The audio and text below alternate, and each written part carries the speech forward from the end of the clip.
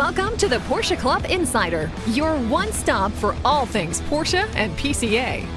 Here's your host, Vu Gwyn, and the Insider crew.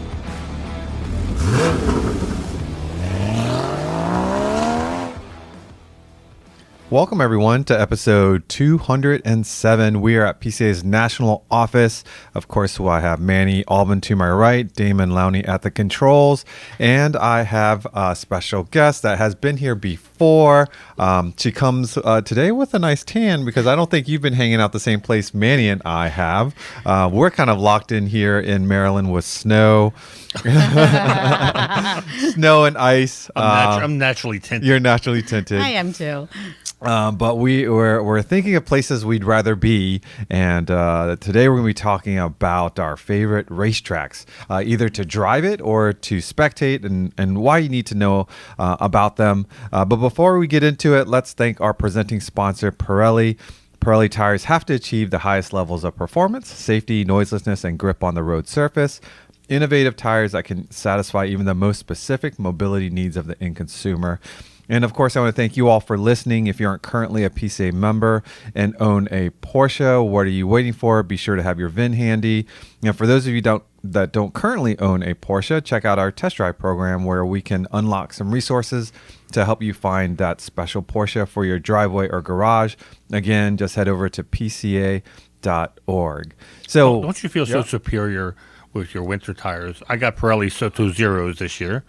Nice. We just had, of course, if you listen to the news, Maryland was part of the whole ice snowstorm we had, and it's been about a decade since Maryland dealt with it, and they've totally forgotten how to do snow. Oh, jeez. And it was still, I feel so superior when I get in my car knowing that I have winter tires. Oh, absolutely. And you can just motor away without a care in the world. Yeah, even if you have simply rear-wheel drive and winter tires, which you do in the Z3, It makes a world of difference. It's literally the difference of wearing dress shoes or cleats on a football. Now I'm using sports analogies. How do you like that? I'm listening.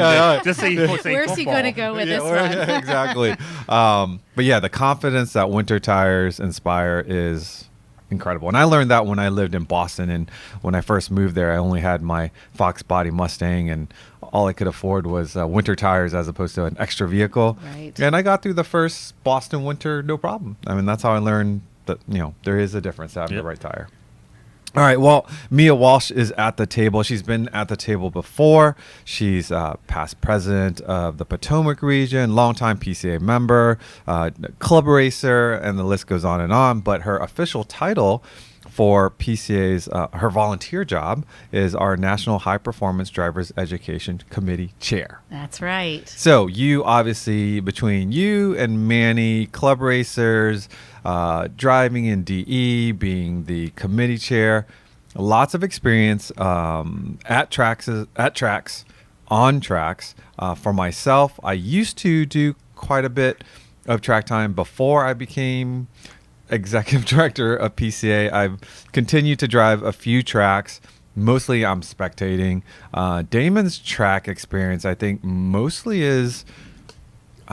You've done like one or two? I've driven 5, so three laps at Laguna Seca, which I'll talk about that in a little bit. That counts, but barely. 1 day at Thunder Hill, 2 days at Streets of Willow, the 2 or 3 days at Barber, and then I'm forgetting one, I think, but we'll have our list out, so we'll cover it all. And when Manny sent out the homework to fill out your favorite tracks and such, I felt like I didn't study, because the question was, what were your favorite tracks? But do you mean like tracks that I've driven with helmet? No. I specifically, if you would have read it, had it broken in. I did. I saw it, but I thought to myself, tracks that I've driven at speed, helmet, DE like, or a track tour, or which counts.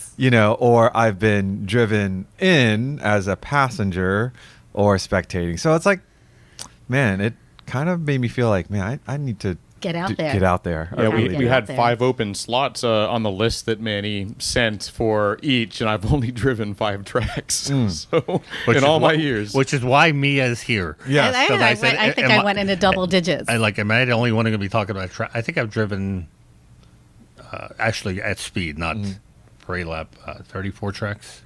At speed, 34 tracks? yeah. Wow. I'm pretty high up there too. Well, I guess so. Your job now. My job. Yeah. And the track that I didn't put down, but it's closest to us and I've driven the most, is Summit Point. And as much as I love Summit Wow. Point, like there were other tracks that were sort of more grand, and the experience, like, you know, And it could have been something personal that Yeah. was exciting for you at a particular track. yeah. So, anyways, let's get into it. First, Mia, we talked about your background in PCA. You're currently the committee chair. What first interested you into track driving to start off with? So I was an off-road driver, and my husband did a Friday at the track at Summit Point and said, hey, you might like the circuit. And we did our first PCA. I did my first PCA event with Potomac, and that was, I think, 2007, and absolutely fell in love with it. Apparently, I was very heavy on the accelerator and less so on the brakes, but it was a much different experience, and I loved it. And when you say off-road, is that like Baja type, or is that like trails, Jeep Jamboree, or what? I had four-wheel drive cars in college, and we had about 40 acres of off-road trails on my campus. Okay. And so just that kind of going kind. off-road, nothing Okay. competitive. Okay, gotza. So now you go out and you kind of get the bug. Yes. Right. Yeah. And there's no looking back. No, my husband drives to DC every day from Baltimore and said, there's no way I want to do this for fun. Why do I want to drive for fun? And after his first day, he's like, okay, this it's is a different big type of story. driving. So we shared a car for 1 year. Yeah. And then said, well, that's not going to happen anymore. So, of course, he goes out, and I think his next car was a '05 Cup. Yeah. And so I You fell pretty he far fell, into it. as many do. Yeah, As and many do. that's the interesting thing we were talking about earlier, about how so many of our friends and so many of our members, and probably to the folks that are listening, have not driven on track. And it's funny because sometimes I'm listening to side conversations, kind of eavesdropping, and I just did a tune on my car, and I did big brakes, and I did a suspension. I'm wondering, where are they like taking advantage of all of these modifications they've done to their car, and come to find out they've never taken their car on a track or done an autocross or done anything like that, and it's all on the street. And I'm thinking to myself, I started out, I remember when I started out DEs, my car was stock, and I was the limiting factor wasn't my car. The limiting factor was me. Like, I wasn't daring enough to, go deep into the brake zone, or I didn't, transition between brake and gas smooth enough to catch a car in front of me. I'm going, man, these people are missing out on, and they've probably spent a ton of money, Right. but they've missed out on how their car is already capable. And you can't really do it on the street. I know Manny drives like he club races, but even that is not taking it anywhere to the limit of what a Porsche can do on So I track. chuckle when people upgrade their brakes for a street car. when they because- barely use them. You're never going. The thing about drivers ed, especially PCA drivers ed, which I owe all these tracks I got to drive because of PCA. Yeah. You really learn how to brake. You think you know how to brake hard because you've done it in the street because a squirrel ran in front of you. Yeah. Nothing like when you learn on the track really what your car can do, and not only braking hard but being able to control the car, keep it balanced, go into a turn, and that's all stuff that's relatively safe on the racetrack. You don't have to worry about mom in a minivan coming up behind you as you're trying to late brake into a corner. It's not like that. Everyone's out there for the same reason. Yeah, for the first time I did a DE in my 87 911, it wasn't the power or the handling that really impressed me. It was the braking power. Right. And doing it over and over and over, and always having the brakes there for me, because I had done a track event in my Fox body Mustang in college, and I remember how my rear drums had swelled because it gotten so hot. Like when I came into the pit lane, I could let my foot off the gas and the car would just automatically stop because my rear brakes were so swollen. And that's in a Porsche, a bone stock, and my car is an old 87, and the performance of the brakes were phenomenal. And then if you're lucky enough, you get a ride with an instructor that also they kind of put you in with a similar car, so they know how to instruct you in that car. And I forget the gentleman's name, but he had a blue 87 Carrera, just like mine, pretty much. And the way he drove it, I'm going, what have you done to your car? And he's like, nothing. I just drive it. I'm like, the man, driver. I have so much left to learn, right? Well, you had said, Vu, why aren't people getting on the racetrack? Well, PCA is amazing. I think, oh, geez. Oh, yeah, I called it. Very good, very We've good. got about 87 regions that hold DE events, and then additional regions that hold club racing events, with about 250 or more DE events in Canada, US, and our territories. So there's so many opportunities for PCA members to get out there on the racetrack. And if they're not committed to a full day, they have different programs like Track Experience or DE 101 to get your feet wet to see if it's something that you want to do. Or even just go out to a DE and spectate and do the lunchtime laps. A lot of times they have parade laps, Yeah. just so that you can see what's like Which to is be. not driver's ed. Yeah, don't be that guy in the parade lap that spins their car, right? But you can see what it's like to have elevation change or what. It's a very cool experience, and what I like is. And what I enjoy most about HPDE or HPDC is the time in the paddock with your friends and seeing what people have done to their cars, and just hanging out. And with today's cars, really you don't need anything other than a helmet and a tech inspection. These cars today are so incredibly capable, and if you're worried about getting into an incident, if you're signing up for your first track event, of course you're going to be in this area. It's green, so it's like the most novice run group.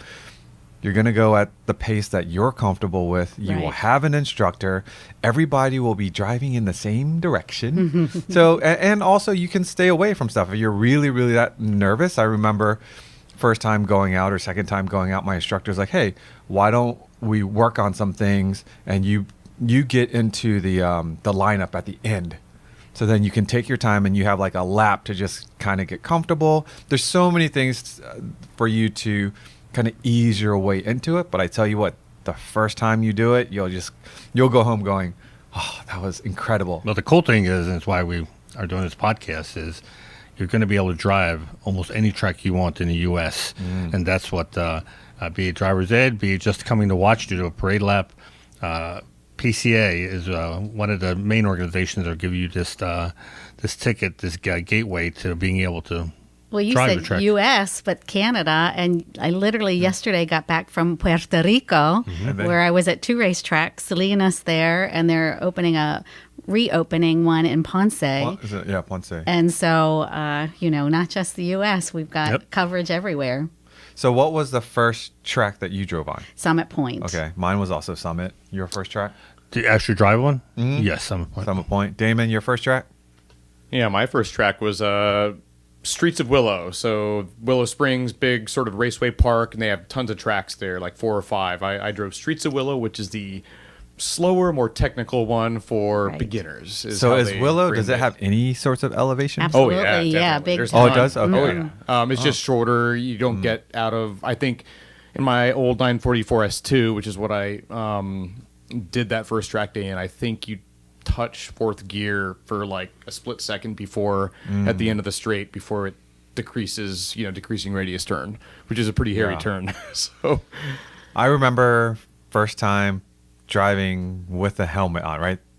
And even that in itself is a very unique experience because you can drive your car all the time, but driving with a helmet and adjusting your seats to like be track ready, that in itself is a different experience than street driving. I remember renting my first helmet from OG for my first event. And then you get the credit back when you buy a helmet from them. And I felt so cool putting it on. I remember taking a selfie. I was like, I'm a race car driver. I had never been on track before. Did you take a photo with your wristband? Every time I got promoted. Now, was that the first racetrack you ever been to, or was that was Summit Point also the first time you ever went to a racetrack? Summit Point was the first ever.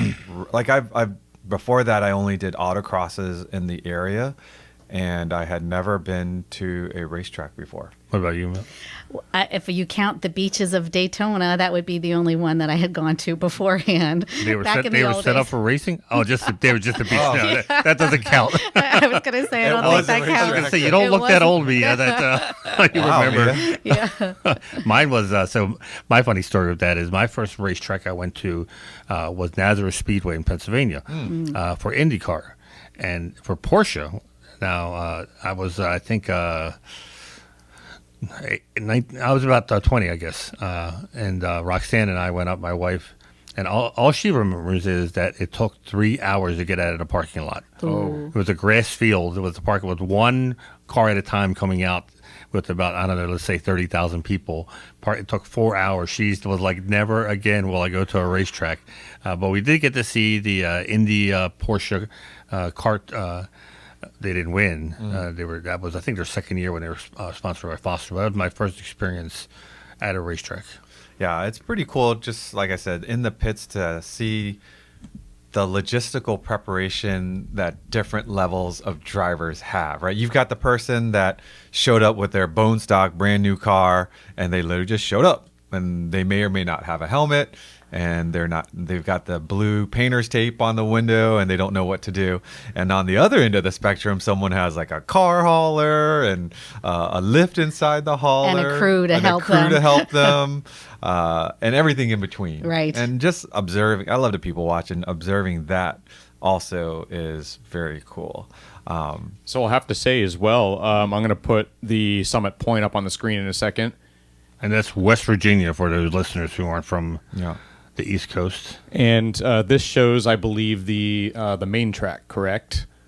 Yes. But Yep, we have to note that Summit Point has like 2 or 3 other tracks and a rally cross course and multiple True. skid pads for Right. autocross. So we do want to throw that out. A lot of racetracks have more than one track, and Summit Point is one of them. So. Thunder Hill has Thunder Hill several has that you several. can put together to Yeah. make, I think, is it a total of 7 miles? It's something like that. When you put all of the tracks together and you Yeah. can run them each way. That's the other thing that I like is going to racetracks where they'll say, we're running counterclockwise for this event. We normally run clockwise. So it's a whole different way to learn a track that you've driven multiple times. Yeah. I like the old tracks. I'm old school in the sense that I love the tracks that are dangerous and that they would never build again. Now, tracks have gotten very safe. But there was a point in motorsports where safety wasn't the main consideration in track design, and those tracks still very much exist. They put a lot more safety features, but nonetheless, the outline of the track, if designers had to do it over again, they would Would never do redo it, yeah. the track. So knowing that this is still a design that would happen in the 60s or 70s, and then I'm able to drive it, to me is very cool. I've driven the safer tracks, and I'll take an old school track any day of the week.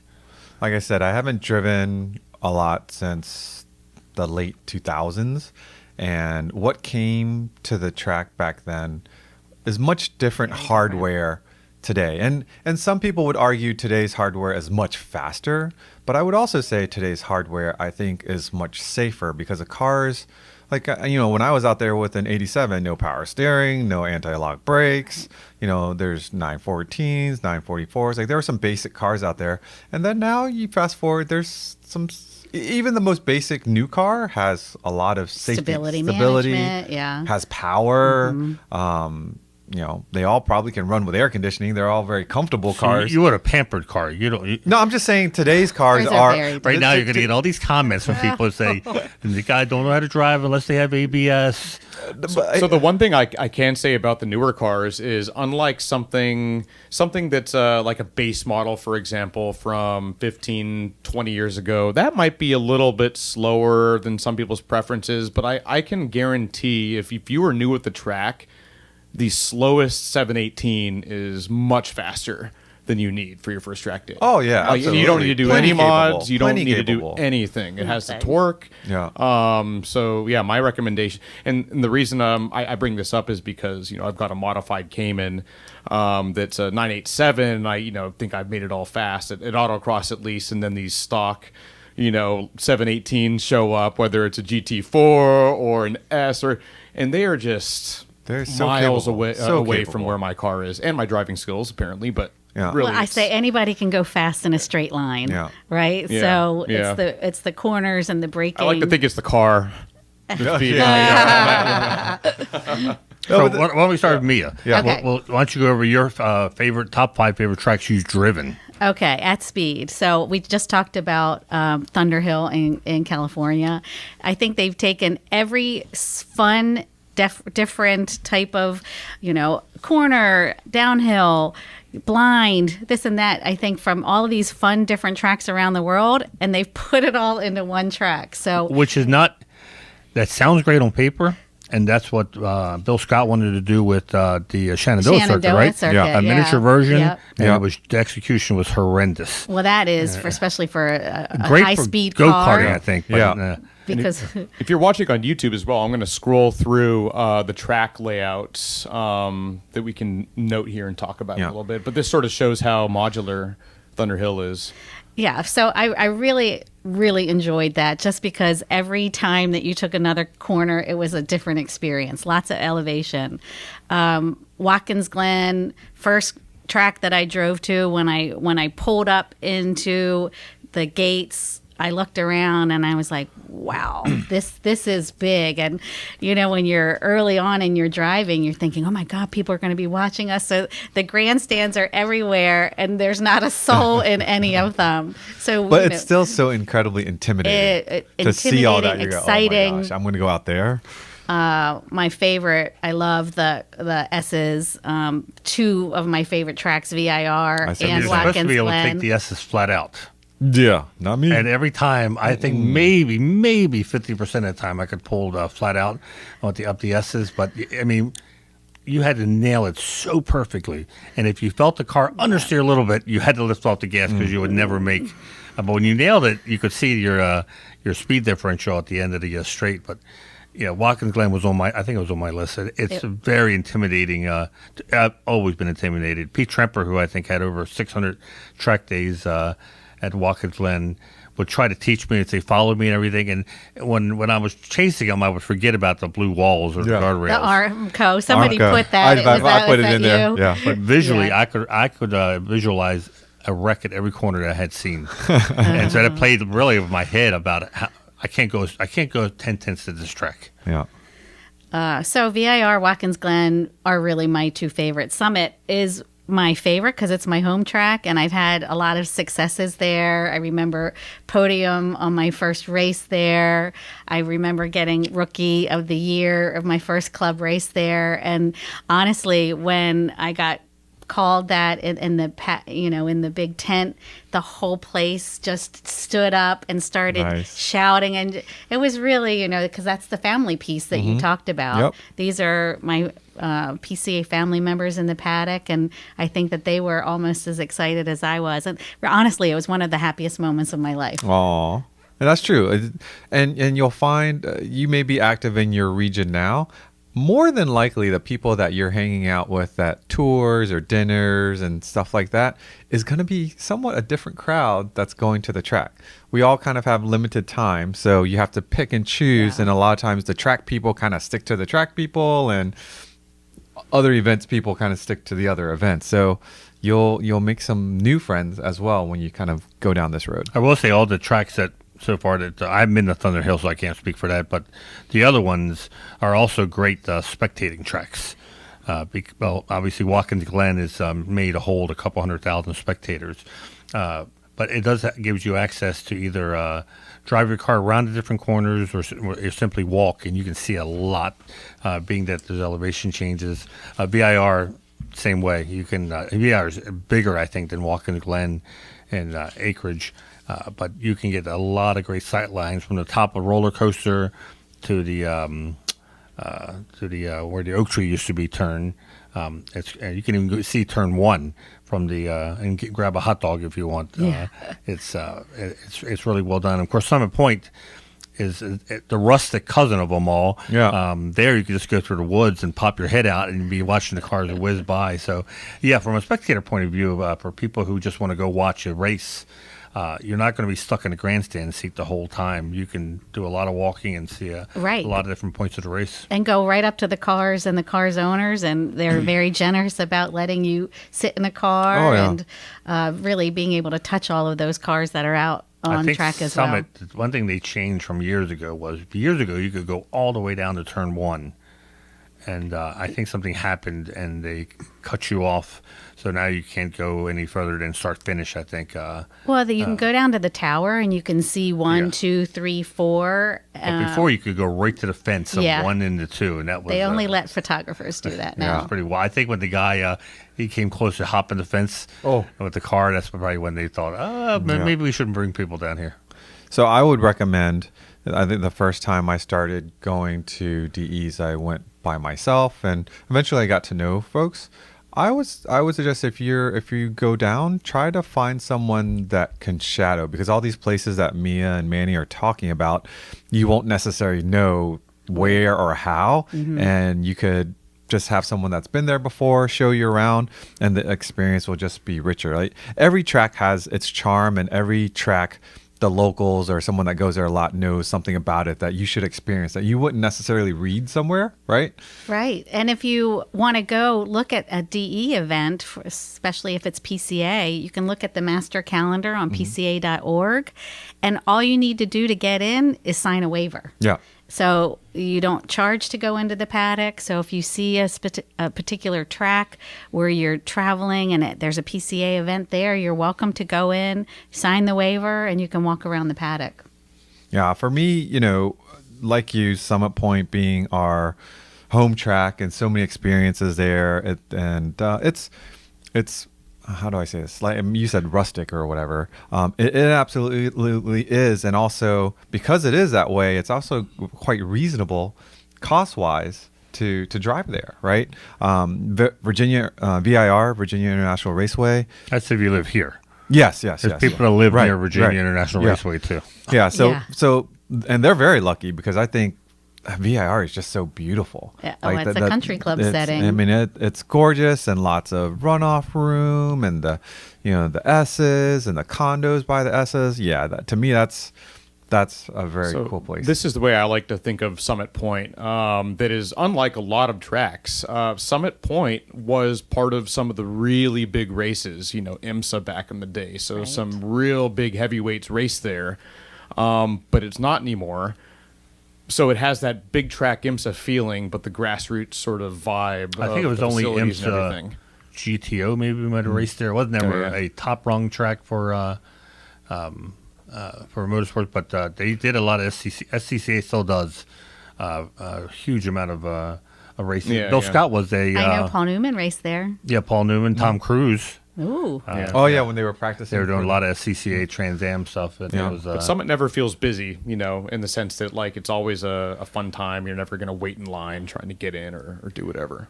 I think the first time I saw Summit Point was a couple guys from the region went to the Jefferson 500. It was the first event. They said there's this vintage race, and Brian Redmond's going to be there. And we heard a 917, and we went out, and that was my first time seeing Summit. And it felt like I was going to a Boy Scouts campsite because there was nothing paved except the paddock and the track. That was it.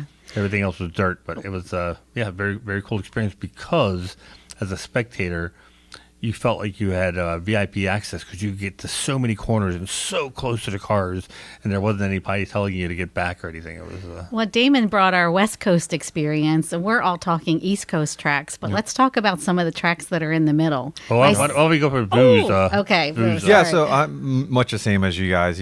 Summit Point, VIR, Watkins Glen, the Blue Armco, that was so incredibly intimidating, and I remember my instructor just going on because my car's not that powerful. Ellen was like, you can just floor it here, right? Like you'll eventually get up the hill. But I'm like, I don't know if I should. And and to think all the races that were there and all the fast cars you see going around, very fast. Watching the higher run groups run at any of these tracks is very cool. Barber, I liked Barber.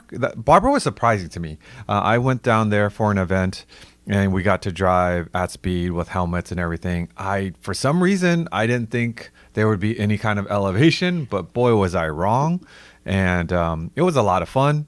Probably because I got to drive Porsches that weren't necessarily yours, mine, and I was using other folks' consumables. And there's the article up on the screen if you're watching YouTube. It is the it's a 2018 Panorama article. Sorry, I'll cut out the time. The Porsche Sport Driving School. right? Yep. I did that early on. Yeah. Gosh. Our Panorama app is not working all that. And then the last track that I didn't really get to drive at March speed, 2018. but got to drive a little bit spirited was Laguna Seca. Ooh, that's a good one. The corkscrew. Oh my gosh, that is you. Can't Iconic. You just can't even explain how scary that is. And when not only you see people in cars do that, but when I see motorcycles go over that, boy, yeah. those people must not have any kind of fear. Because I'm in a car and I'm going, how do you do that at speed? But yeah, that's... But it's also another great spectating track. Yeah, oh yeah. Because of the elevation changes, Yeah. you can see a lot of the track if you're willing to climb a little bit. That's the one I got to see for Rensport Reunion, Yeah. the last one. I got to see some of those races going on. Would you say that corkscrew is the most iconic section of track in the U.S.? In the U.S., Might be the probably world. a good argument. In the world. I'd Might be in the I'd take world. Spa. I think Spa over top of... Yeah, I guess so. Yeah. But I mean, I think there's just one. I think there's a lot of iconic turns that if they flash up on the screen, everyone's going to say, Oh, yeah. I know Well, the exactly where carousel that at the is. ring, right? Everybody knows a carousel. Yeah. Right. I think that's true. iconic. Yeah, it's but yeah, it's definitely everyone's bucket list is to be able to go down the corkscrew. What is it? 7 stories all the way down Yeah, to something the. like that. It's amazing. yeah. If you play a sim racing game or Gran Turismo or anything like that, it looks in real life. It looks way steeper and bigger. Oh, yeah. You don't even know what you're in for, even if you've practiced and practiced. We were doing, I forget what event it was, and we were out on a touring lap, and we stopped and actually got out of the car and just stood on the corkscrew, and you can barely stand on the corkscrew, like you're leaning into the elevation just to stand upright. It's So anyways, that makes you really appreciate what real drivers can do. Damon just kind of mentioned in terms of sim racing, and that's one thing that we didn't have back in the day. Like now, if you're deciding you want to go to any of these tracks, there's a YouTube video of someone that drives it well, hopefully, that you can look to kind of be familiar with where you're going to turn left, right, or what to expect. And then there's even, of course, the sim racing games where they've scanned these tracks, so you can be very, very familiar with the track before you. It's not the same. I can't imagine that it's the same, but you get a head start as opposed to back in the day, kind of going blindly and then relying on your instructor and then hoping within half the day you'll remember most of the turns. I did that for Barber, that downhill right hand that's completely blind. Oh, yeah. I drove this sim, I don't know, probably 10 hours before I went, because when I show up, I don't want to be the person that does something really bad and turns the wrong way. So I crashed multiple times on the sim on that downhill right hand time, so I wouldn't have to do it in real life. Is that it the way. downhill right-hander that comes a little almost right after the front straight and then goes back uphill? Or is it a different area? It's the one where the store is, yeah, and you it go comes across, down and it goes down and then goes The straight, long right. and then it comes right. back on the left-hand side. But Gotcha, it's a yeah, blind. We talk a little bit about when I'm training new instructors, your mental memory, and that's a particular corner where your mind has to remember where it is that you need to go, right? Because you can't see it. Yeah. You can't see where your track out is. You can't see what's coming out around the corner. I think I've said this before in a podcast. The advantage autocrossers have against track-only people is we can learn a track so fast. And I've seen that with friends of mine who struggled, where by the second lap, I was already starting to keep up with the locals.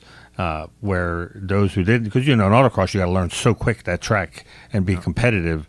Those The skills, new track every week. those skills to be able to piece together how one corner reaches another corner and how you're going to enter and so forth, really help out. At Barber, that was really key. Although Barber was the last time I got car sick. Oh. Because they sent us there for the same thing, Barber for PCA. We were doing the master's class.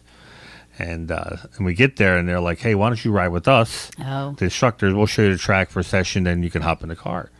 Okay. About 6 laps into it, I start to feel queasy because there's so many elevation changes, you don't know if you're going left or right. So I finally said to the guy, I'm like, how much longer in this session? Yeah. And he goes, why? I said, because I'm not feeling really well, and I don't want to lose it. And then my equilibrium's off the whole day and whatnot. He goes, yeah, I'll bring you in this next lap. I'll drop you off. And then as he's dropping off, he goes, don't feel bad. He goes, your buddy? He's right behind us. He's getting dropped off too. But then we luckily we recouped and picked up and learned the track just driving it ourselves rather than riding shotgun. That's something to talk about. I wish there was some sort of operation that I could get to disconnect why I'm such a delicate butterfly in the passenger He seat. puts those little patches on. Looks like he has the measles. Yeah. And the patches do work, but then there's also side effects of The those patches? patches. Yeah, right. Like you Drowsiness. What about Yeah. peppermint oil for odor?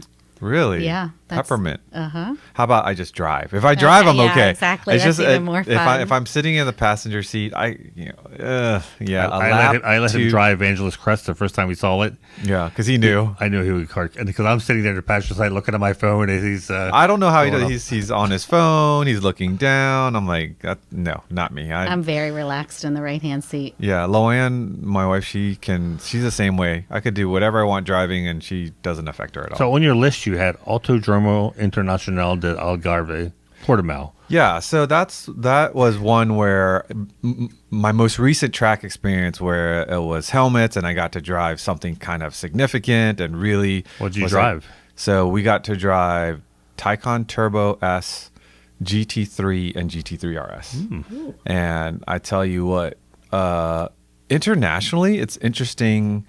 I don't want to say that they are not as strict, but it seems to be like you kind of just good luck and don't mess up because it's going to be on you.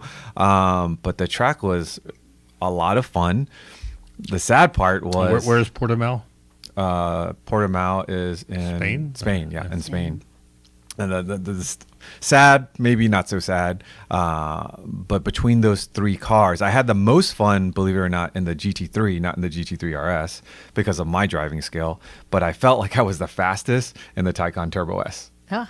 Was the GT3 a manual, or were they all? They were all they were all PDK. Okay. Yeah. It was fun. The GT3 RS. Porsche trusts us, but not that much. Yeah. Well, no, because at Barber we drove manuals back in the day. Remember? In the day. Yep. Yeah, I don't know if they do it anymore, but back in the day we drove manuals, which we were surprised that we had a manual. So it was a Caymans? 991.2 GTS. We had a manual and a PDK out of those. Yeah. And I forget if any of the Caymans that we drove, but the GTS I wonder if that's for still sure. the case because when I drove, I don't think it when I is. drove I don't think everything it was is. automatic. Yeah, it was definitely manual when I did it back in 08 or something like that. but not anymore. I I don't think all think their it is cars- anymore. So Mia, when you go around doing these instructor training seminars at all these different tracks, Yes. Do people say, "Hey, you want to drive a couple laps, and that's how you get a ride?" Or how do you get into the cars? Thank you, everybody. I get keys handed to me all the time. That's pretty cool. Yeah, and so as I said, I just came back from Puerto Rico yesterday, and some guy said, "Keys are on the dash. Go have fun." I would never go out in any of the higher run groups with somebody else's car, but just to get out there in the lower run group and drive a track, because a lot of times I'm in the right hand seat, so I've driven in the right hand seat, so I know which way I'm going. That's why my list of tracks that I've driven is so long. So I was out at Blackhawk in Chicago, and part of my presentation, I redid the training program, and of course I designed the cover of my booklet, and one of my cars was on the front, and the guy comes up to me shyly afterwards and says, "I have the same car as you. Would you want to drive mine on track?" Oh, wow. And I said, "Yes, I would. Thank you so much. So I do almost any time I'm somewhere. I'm too nervous. I do get offers like that, not at the track because I haven't been to many lately, but like even on the street, like when people are like, oh, you should drive my, I'm like, Yeah. I'm very shy. I can't turn down. Somebody offered me a very shy Lotus about Elise. It was one of two factory built race cars, and the seats were fixed, so I couldn't move them forward. And like me, I'm a little bit height challenged sometimes, and I couldn't reach the pedals without loosening my belt and sliding down a little bit. And I thought, I am not going to let my height limit me from driving this car. And so I loosened some stuff, and I could hit the clutch pin all the way in. And I remember I would slide down the shift gears and pull myself back up, but I got my 30 minutes in the car on the track. And what? I think it was some Lotus track. We were at a track event together once, and someone offered you to drive their like Lotus track car. That's the one. That's what I'm Is that the one? The Elise, yeah. Oh, okay, yeah. It's pretty funny to hear that, like, if you know what a Lotus Elise looks like and how big it is, that you were too small for a Lotus. It's the way it was set up. The way it was set up. Okay. Yeah, Lotus is, but the seat wasn't. I got to pull my seat up in my 914. I'm only 5'6", so Right. it does. I have room behind the seat to store stuff. I kind of joke that's why my husband's cars, he puts a fixed seat in. So Sorry, honey. Sorry, honey. We don't have a seat insert for my, you. My little toes I just learned that can't from, even reach the pedals. Boris Said, who's the opposite. Boris Said used to be the racer for BMW, I believe, mainly. He was very tall. And someone asked him, I might have been talking to him one time, is there any race cars you cannot fit in? Mm-hmm.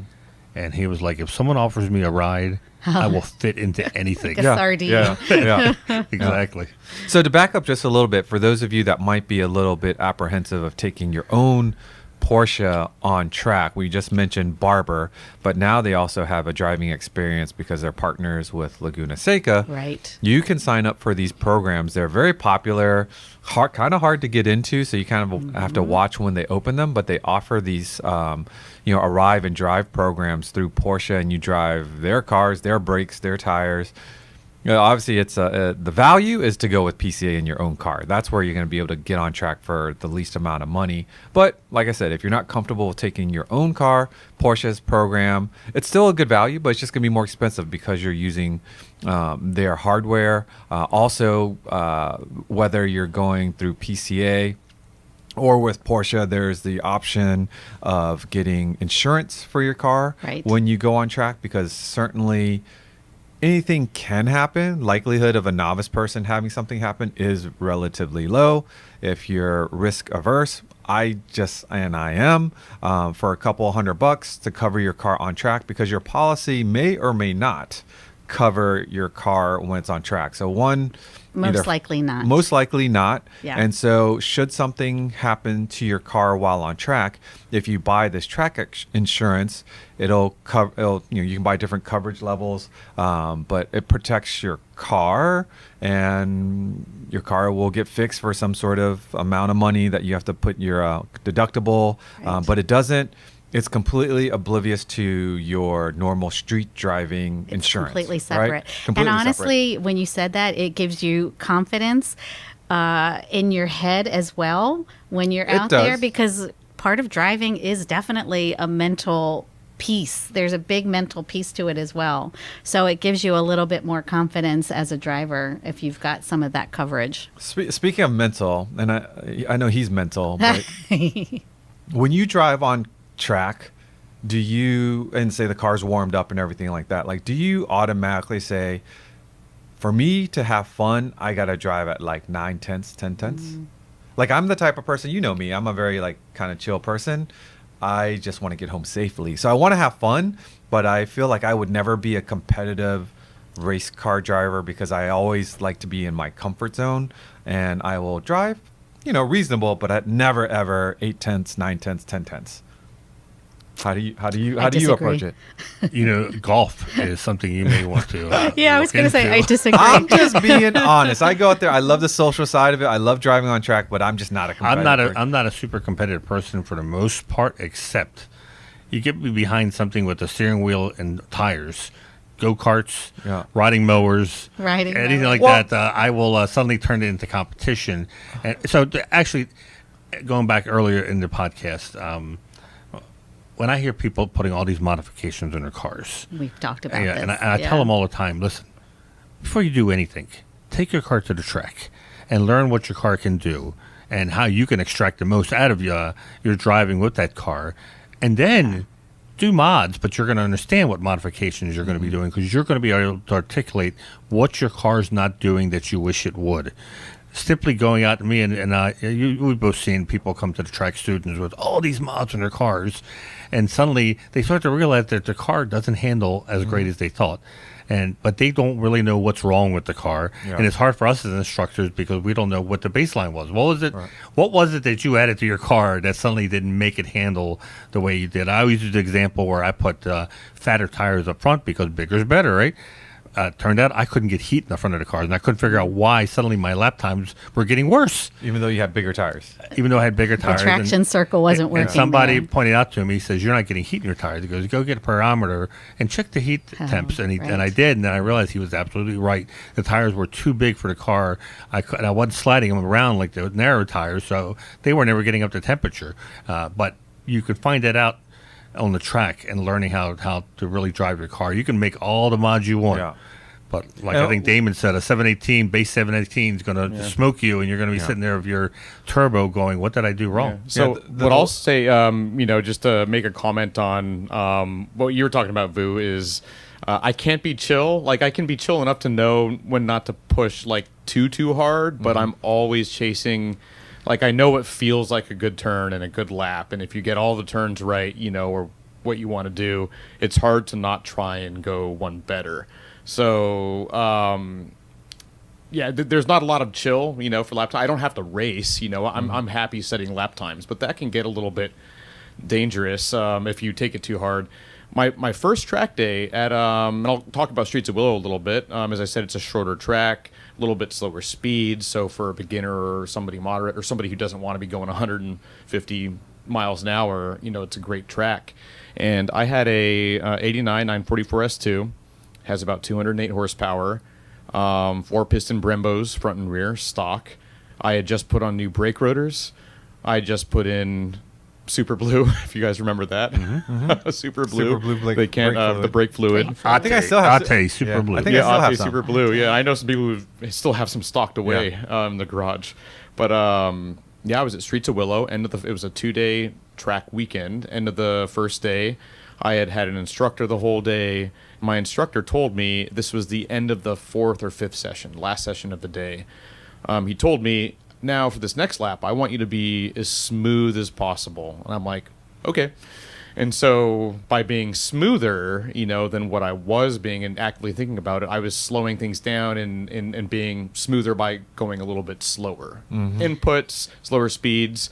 Coming up to the carousel on Streets of Willow, my brake pedal went all the way to the floor. Ooh. I slowed it down enough I didn't go over. Wow.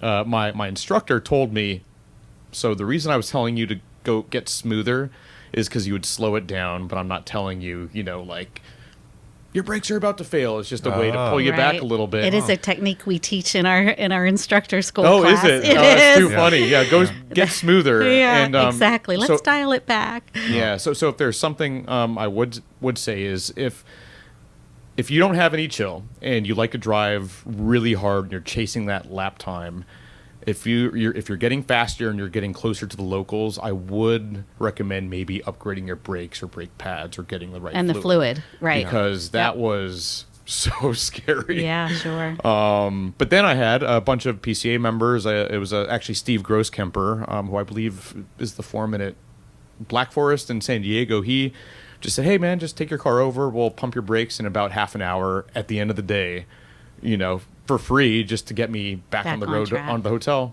Brakes were bled, ready for the next day. So camaraderie right there. Yeah, I go back to how incredible Porsche brakes are, but brakes is, to me, people think of going fast and they think of power, they think of acceleration, but on the track, like, confidence in brakes makes you so much faster.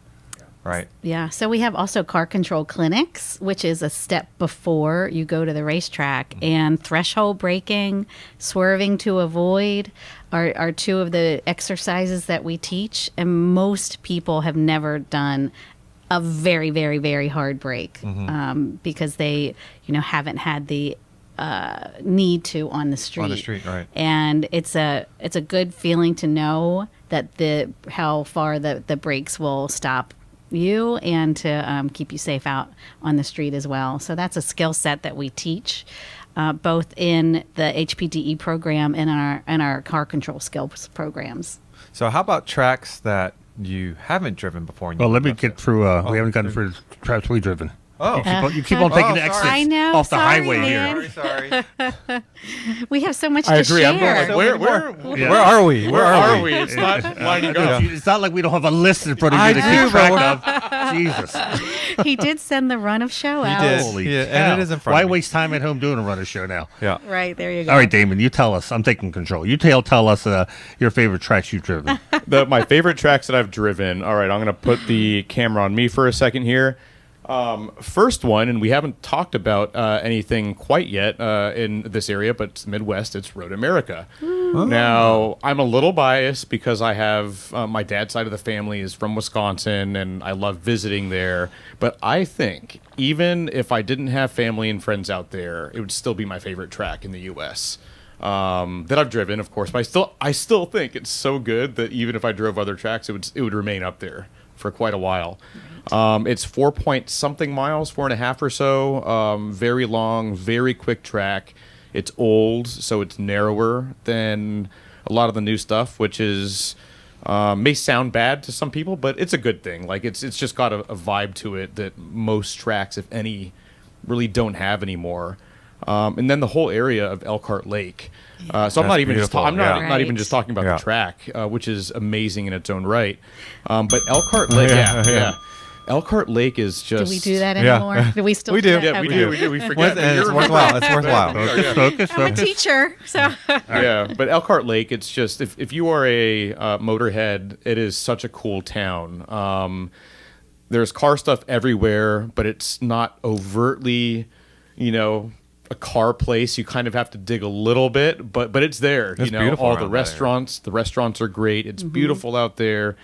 I just love that track in that area. So It's also the track that almost every European driver at the Porsche plots, when they're asked, what's your favorite track in the United States?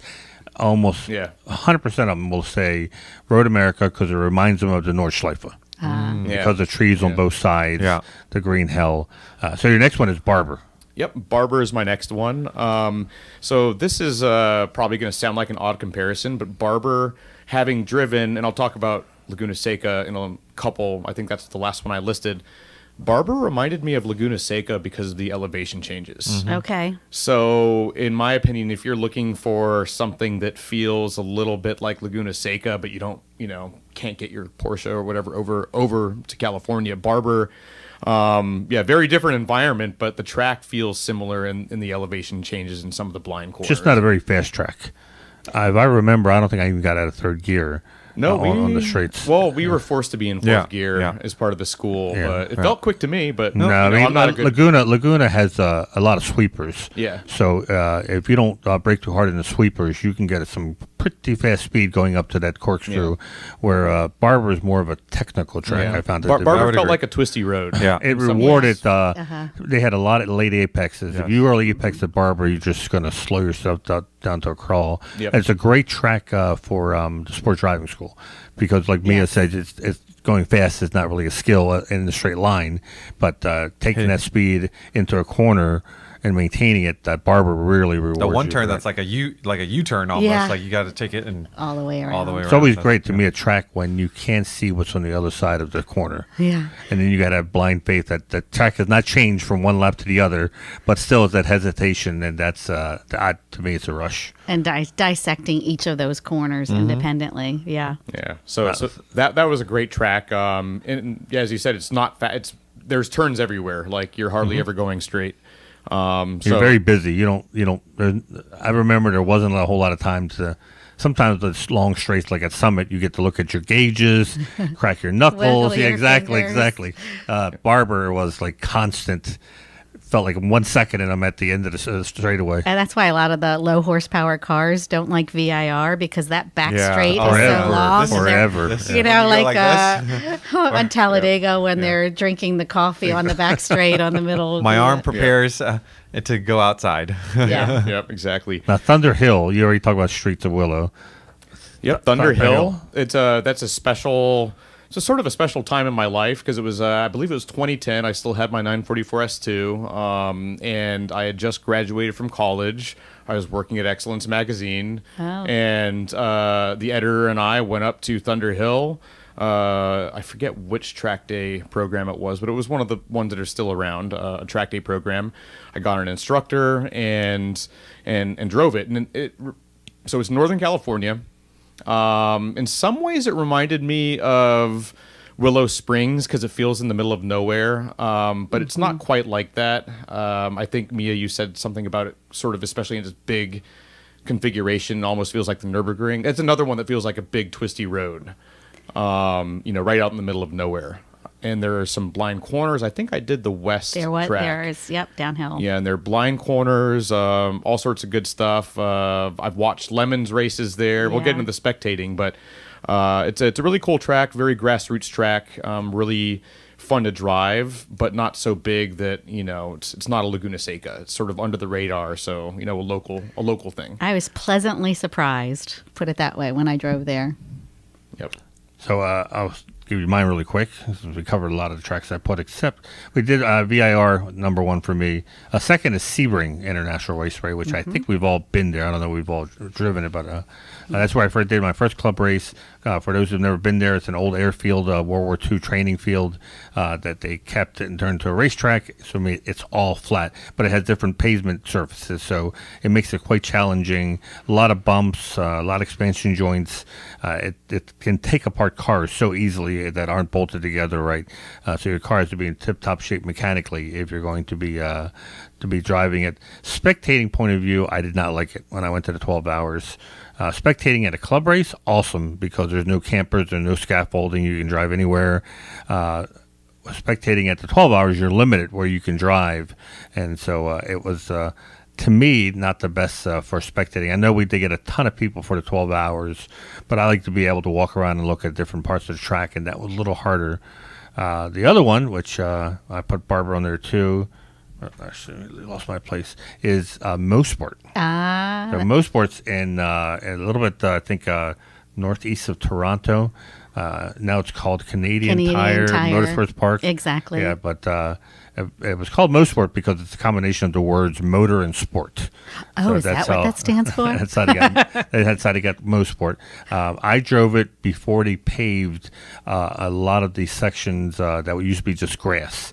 So I think it's turn 3 at Mosport that was always the hairiest to me because it's an off-camber, I believe, double apex turn that really rewarded you on the exit, but entering it, you felt like you were falling off the edge of the earth, and at the end was a tire wall. The grass that you would go down and hit a tire wall.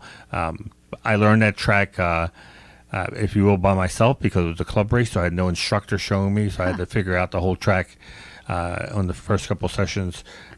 Phenomenal track for spectating too, because you can go almost around the entire track through trails and see every corner of that track. And it's a old Formula One track too, I believe. I was going to say, the diagram, it doesn't look too complicated.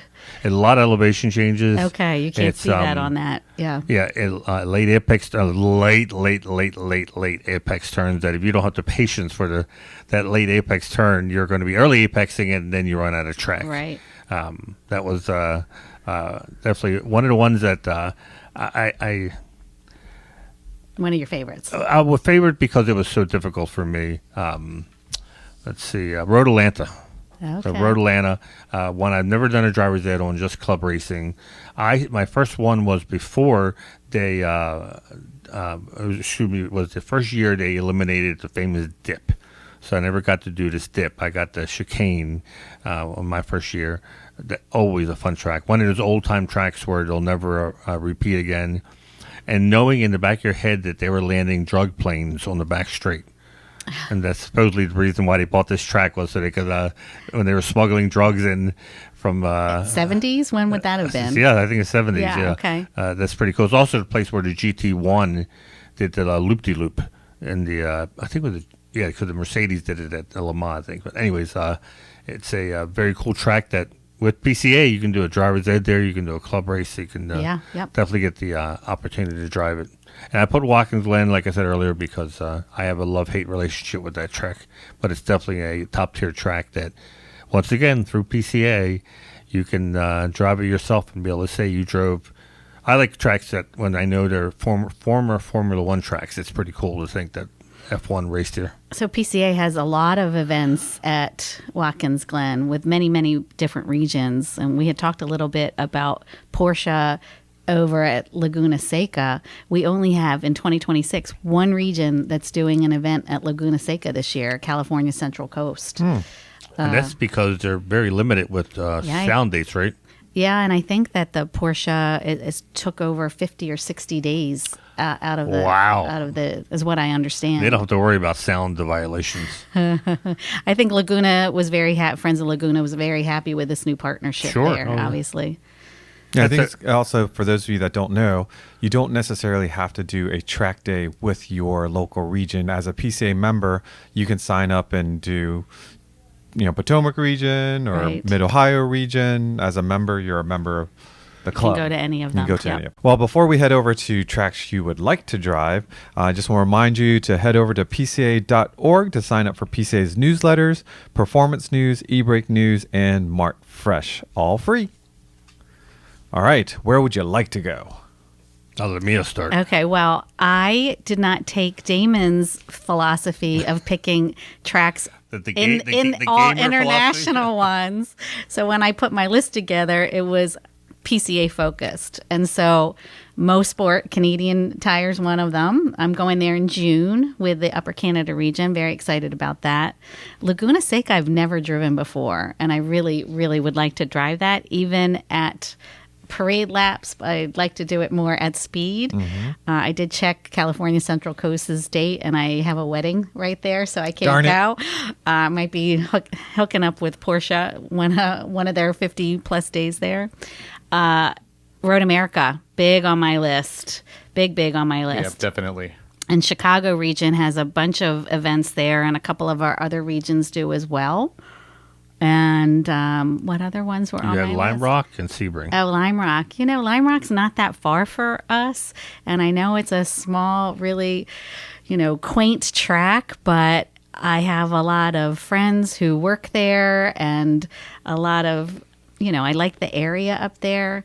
And Sebring is my last one as well. I mean, that is one of the iconic tracks that PCA has run in. I'm kind of surprised you haven't.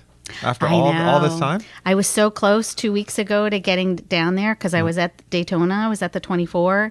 And, we had the big snowstorm and there was a lot of complications. And I know you flew home early. Yes. So I just couldn't make it work. So I was scheduled to go there. I will get there. And I will get there. I'll probably get there in November this year. I might have to rent a car for that one. What you won't be able to do is what I got to do the first time I went there, which I didn't realize was going to be the last time they were going to have the back straight wide open.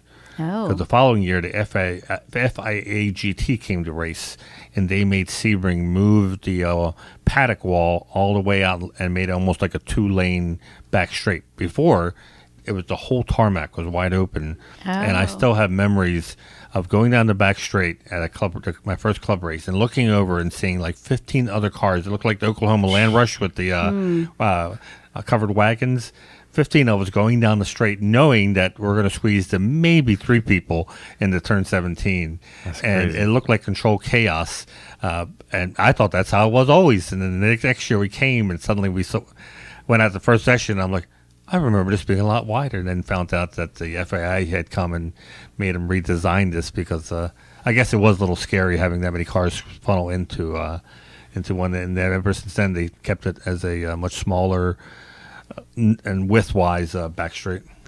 there's a lot of new tracks being built as well, and mostly as a country club or membership track. So I always have a lot of people ask me, have you driven thermal? Well, that's not a new one, but there's 2 down in Florida, one near Orlando, one near Tampa. I know there's a new one in Texas. So I don't know. I guess I can't even add them to my list because I got to get invited to go there. But isn't that the worry that a lot of these tracks, either new or ones that are being bought, are turning into country club? So they're not member only. Yeah, member only. So it's not like how I got to drive all these tracks was because PCA regions rented them and had events. And now that I'm hoping that this doesn't become a situation where clubs get excluded from renting it, because that'd be a shame that that fairly affordable someone can go to this track and have instruction, all because of the PCA regions. Yeah, big topic of conversation right now. And you compound that with so many tracks being sold for real estate and land, and your pit race being one of them. Exactly. Yeah. So, mine aren't as esoteric as you hear from Damon on his. I know, Damon. You took the homework a little more seriously than we did. My 5 that I would love to drive is Spa, of course. Oh, right. Who doesn't want to drive that famous track, Silverstone? Only done in video games, but it looks like a complete blast and it has so much history. The one I got a ride in, but I never have driven. I don't think. Have you ever driven the Nürburgring? Nope. Only gotten a ride in. Me too. And I'm ashamed to say I fell asleep halfway through it. Huh. Because I sat in the back seat because my wife gets car sick easily, so I let her sit in the passenger seat. And I just remember swaying back and forth and starting to get drowsy. So I think I remember about 3/4 of that course. And the driver was explaining to me every corner in the mirror, looking at me in the mirror, telling me, because he was a former or current Carrera Cup driver, Monza. Okay. I would love to drive that. Just because of seeing Formula One and it's such an iconic track. And the last one is Le Mans. I don't think it looks, to me, it reminds me kind of like Daytona. It's probably doesn't seem like a super challenging track, but the history just trumps the fact that it's probably not the most technically challenging track, but just being able to say you drove this piece of history, it would definitely be on my list. I missed that global opportunity because I would have had some fun ones as well. All right, Damon, you get to tell us your... All right, here we go. He's got a great list. So when I was thinking about this list, Spa came up, Le Mans came up, and I was just thinking, too pedestrian for you? Too pedestrian for me. No, I'm kidding. Pedestrian. No, it's not exactly. So Spa was really close, but and I'll go into that. But Le Mans was exactly what you said. I'm thinking, how much fun would I really have driving like a normal car at Le Mans? And I'm like, no Le Mans. So anyway, here's my list. So the Nürburgring Nordschleife is probably hands down my top favorite track, and that's probably the most cliche thing about this list at this point, because everybody loves the Nürburgring, but for a reason. I grew up driving the Nürburgring Nordschleife on Gran Turismo 4, so I have probably hundreds, if not thousands, of laps around a virtual version of that. Sure. And it still hasn't lost its charm and its challenge, and I'm sure in real life it's probably the exact same way. So that's got to be the number one. The next one would be Suzuka. So some of you might know I love Japanese culture, anime, grew up watching anime, playing JRPGs and all this stuff. Super big video game nerd, and so anything in Japan sort of catches my attention. But I would say, and I would argue, that Suzuka, regardless of where it is, if it were anywhere else, it would still be like the best track ever, except for the Nürburgring, maybe. Because it's technical, it's fast, it's got the scenery, it's big, so it can hold huge races. And yeah, I just love Suzuka. There's nothing like it on the F1 calendar or anywhere else. The next one sounds similar, also in Japan. It's Tsukuba. If you played Gran Turismo, probably 2. I started with 4, 3 and 4. But if you played Gran Turismo back in the day, or still do, or you watch Best Motoring, a Japanese show that's been on for several decades, and you can find that on YouTube, is Tsukuba. Really short track. But I've seen so many races with Porsches versus Ferraris, versus all sorts of stuff that the Best Motoring's done over the years. And I've driven it a lot in Gran Turismo, and it's super fun, super short super fun.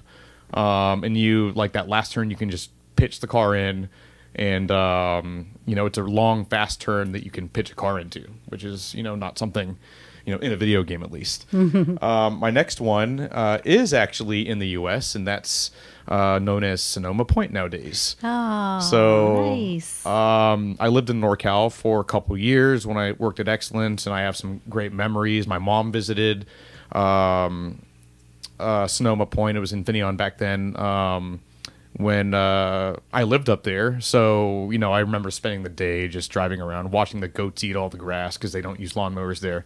But really, it's about yeah, right. It's really cool track. But the elevation changes. Yeah.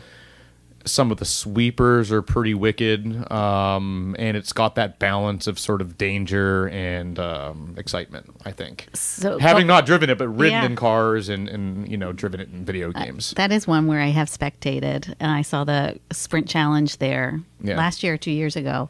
But we do have a couple regions that are holding events there. I know that Golden Gate is. I think that they have two days at Sonoma coming up in 2026. Yeah, but it's an excellent, track to look at, since I've Beautiful. never driven there. But and then the area is awesome. It's right between San Francisco and Napa, and yeah, it's a great track. So is the next one a Mario Kart course? All right, so I'm actually going to put something onto the screen. Okay. And it's Porsche related. Well, how do you pronounce it? Toge.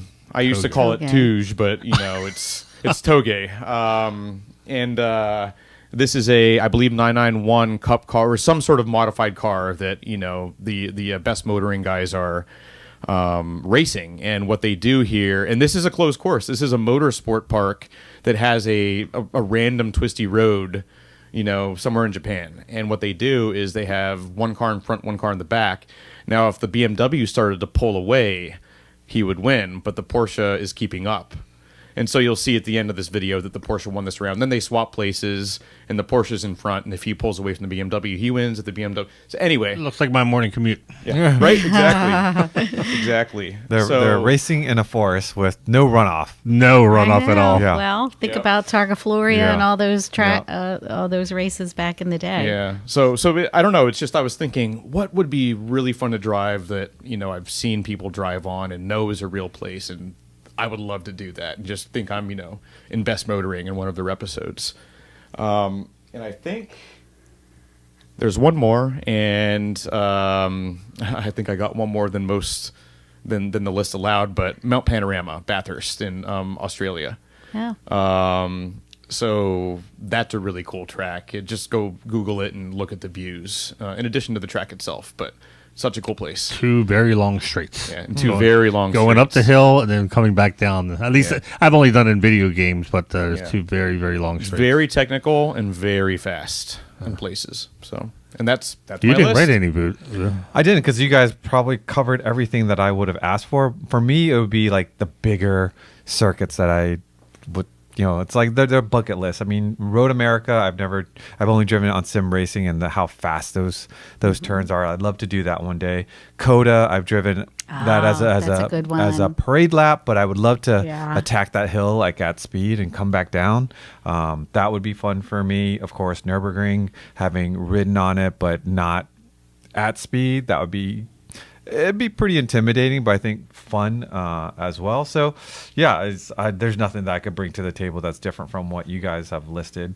I would. It's not a track per se, but I would like to. I would like to do the mountain run that in Colorado up to the Pikes Peak. Pikes Peak, Like the right. mountain run. That's a track. But It's not a track, but I feel like that. No, that that's would be legit because you got to learn. Yeah, and sure. I mean, talk about punishing you if you don't know the course. exactly. I think that's why. But you can't go there just any day in practice. No. But you can drive You up can drive any drive day. up it. Any day. You can And I drive have up. driven up. I have too. And I'm like, how do they do this at speed? This Right? is the ramifications of making the wrong decision is yeah. So other than that, I agree with you guys. There's so many opportunities, thankfully, for us stateside, Canada, Puerto Rico, even Yep. those of you that are able to travel and through the connections of PCA, you're going to be able to find track time through the local region. If you go overseas through Porsche's driving schools, you go to Barber. I think the summary of all of this is you've got very capable cars, even if you haven't done anything to them. But to really enjoy our cars, you have to kind of explore them at their limits. And I can tell you, you will never, ever, ever do that on the street, even legally or illegally. There's just the streets are not made for what you're trying to do, and also to do it repetitively. You talked about never really braking, hitting your brakes hard on the street, because there's no place really to do that. At 100 on the front straight, at some point I remember taking turn 1 for the first time. You're only, now you look back, you're doing 110 or something like that, and then you got to make pretty much a 90-degree turn. Yeah, and more than 90. Yeah, and then you see, like, okay, if my brakes don't work here, there's a gravel little pit, but it doesn't go that far. So it's very intimidating. And to do that for the first time and see how capable your car is, you'll as Manny always looks at people that modify and without thinking of the whole system, you do realize how kind of silly it is to spend all that time, money, and effort when you really don't know if you need it. Right. Yeah. We always say you can drive right from the showroom to the racetrack. Yeah. Who needs it, right? We just want it. If you have tons of budget, more power to you. But for me, like, I gotta pick and choose. Yeah. And I would say tires and alignment. I mean, and fresh brake fluid. That's pretty much really all you need. Yeah. First year of driver's ed, I still ran with single piston calipers in the rear of my 964. Because the 90s came with C2s had single piston, and it wasn't until I changed brake pads and I was just the brakes weren't at the capacity anymore with my speed. Then I started looking at ways I could make the brakes improve the braking. But I listened to my instructors and I said we're gonna learn how to drive first, so then I can really articulate why I want to modify my car to do a certain thing. So. Yeah, save your money until you know what you're doing. And more than likely, someone at the track has a similar car to yours, and they've already gone down that road. You're not going to reinvent the wheel. See how they're doing, how they're driving, what get advice from the people that are actually doing it, and they're a couple cycles ahead of you, so that you don't make the mistakes. Because you have to think of it as a system. You can't just change front shocks, rear shocks, brakes, tires, wheel sizes, and possibly negatively affect the rest of the car. And even if you got the best of the best equipment items and put on your car, if they're not installed correctly, if your alignment's not right, toe in, toe out, camber, caster, right, exactly. Like, it doesn't matter. You could have the best suspension, but if you didn't have it installed and dialed in correctly, you might as well have just your factory suspension is probably better. And we have our PCA product experts, right? Yep. So if you have a specific car, then that's right on our pca.org website. So you could maybe ask some of those questions. Yeah, and you can also find within your local region, or when you're going to these track events, either the dealers or the independents that specialize in track driving. They are the ones that you want to go to. You want to go to the people that do this for people that do it all the time. They know the tips. They know the tricks. They have you never heard about corner weighting your car, right? That's something, that's a tool that a track prepared shop has and can do. And I'll give kudos to Damon and his approach to his car. Like, he approached it as a system, and every time he changes something or considers it, he does think it through. And the results show for themselves.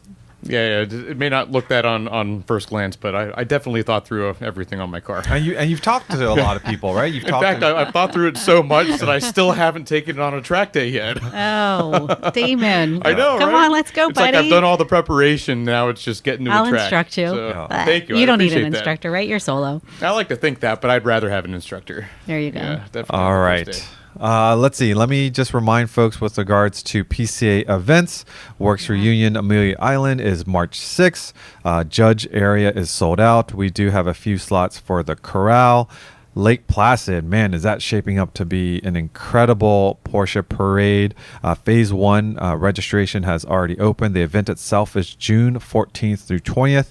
If you don't already have accommodations and you haven't registered for Lake Placid, it's probably going to be a bit challenging for you. This is, it's going to be a record-setting Porsche Parade. It's a fantastic area. We have a huge concentration of members in the Mid-Atlantic and Northeast, and they are all excited to be at a Porsche Parade, and the numbers show it. And I registered, and I'm most excited for the driving tours because the roads that are around where Lake Placid is, it's going to be phenomenal. Before you even get to Parade, your drive to Parade is going to be great. Incredibly scenic.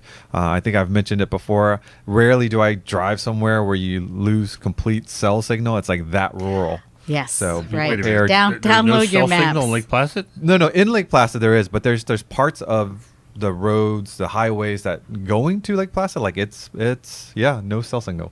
Download your Tell me driving you've never directions. watched Deliverance without telling me. Yeah, no fear. It's a fear. wonderful area. Beautiful. Back to PCA Sim Racing, we talked about learning some of these tracks before you even go out. Yes. If you want to check out some tracks and race with fellow PCA members, check out PCASimRacing.com. Yep. If you're looking for some PCA Insider swag, you can head to our web store, which is PCAWebstore.org. We have bottles, mugs, t-shirts, and such. But if you're just looking for 2 decals, we'd be more than happy to send decals out to you. Send us your address information to podcast@pca.org. And I know we've gone over a little bit, but I think you've learned a little bit about why you need to go to the track, what tracks are our favorites, where we want to go. But again, at the end of the day, if you haven't had the opportunity, don't be too intimidated to give it a try. And at minimum, find a track near you, go and spectate.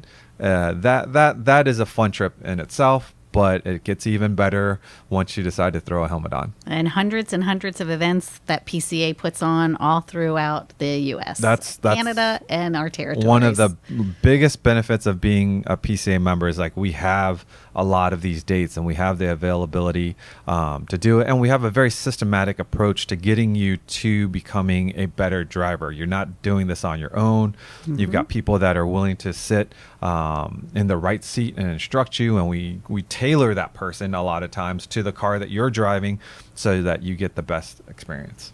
100%. Anything else before we wrap up? Nope. All good? All right. Well, again, thank you for listening. Be sure to like, comment, and subscribe. If you want to let us know what is your favorite track, comment below. Consider sharing our show with fellow Porsche enthusiasts. Until next time, stay safe, and we'll catch you down the road. Bye-bye.